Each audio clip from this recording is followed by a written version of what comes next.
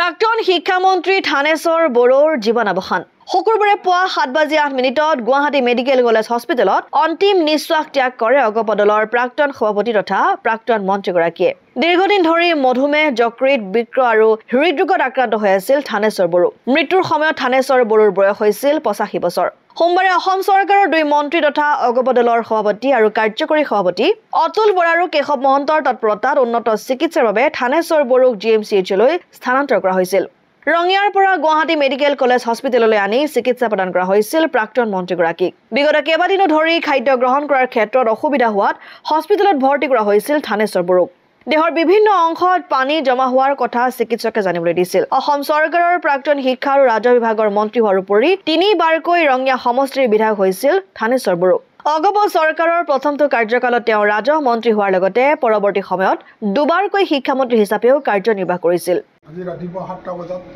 প্ৰাক্তন মন্ত্ৰী থানেশ্বৰ বড়ো বিয়োগ হয় এতিয়া আমি ইয়াৰ পৰা ওলাই AGP অফিচ তেওঁৰ নিজৰ ৰুক্মিণী গাঁৱৰ বাসভৱন আৰু বড়ো সাহিত্য সভালৈ নিয়া হ'ব তাৰ পৰা ডাইৰেক্ট ৰঙিয়াত যিটো বাসগৃহ আছে তাত ৰাখি ধৰ্মীয় ৰীতি নীতিখিনি কৰা হ'ব তাৰ পৰা ৰাজহুৱাভাৱে আপোনাৰ ৰঙিয়া RDSF যে ক্ৰীড়া সন্থা ফিল্ডত ৰাখি ৰঙিয়া যিখন গৰু বজাৰ আমাৰ শ্মশান আছে ৰাজহুৱা শ্মশান তাতে সম্পন্ন কৰা হ'ব বৃহৎ নেতা আছিলে এটা সময়ত যেতিয়া অসম AGP চৰকাৰ হৈছিলে তেতিয়া প্ৰফুল্ল মহন্ত ছাৰৰ মন্ত্ৰীসভাত তেখেতে দুবাৰ শিক্ষামন্ত্ৰী হৈছে এবাৰ ৰাজমন্ত্ৰী হৈছে গতিকে তেওঁ 15 বছৰেই তেওঁ শাসনত আছিলে সেই হিচাপে তাৰ লগে লগে আমাৰ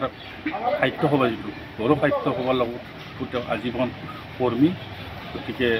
আজি তেখেতৰ মৃত্যুত আমি ইয়াত তেখেতৰ দৰে এজন মহান ব্যক্তি গুণী জ্ঞানী আৰু ধাৰ্মিক মানুহ এজনক হেৰুৱালোঁ নিশ্চয় ই অপূৰণীয় ক্ষতি গতিকে আমি যথেষ্ট মৰ্মাহত হৈছোঁ আজি তেখেতৰ শেষ দিনত মৃত্যুৰ দিনত নিশ্চয় আমাৰ ৰঙিয়াৰ লগতে ৰঙিয়াৰ আপোনাৰ বড়ো সাহিত্য সভা পাঠু গৌতম এপছু লগতে আমাৰ যিটো অসমৰ বিভিন্ন দল সংগঠন মত নিৰ্বিশেষে তেখেতৰ আজিৰ দিনত উপস্থিত হ'ব তেখেতক অন্তিমভাৱে আজি ইমান পুষ্পাঞ্জলি অৰ্পণ কৰিব ৰঙিয়াৰ পৰা আইনাল হুছেইনৰ ৰিপৰ্ট অসম আদিত্য।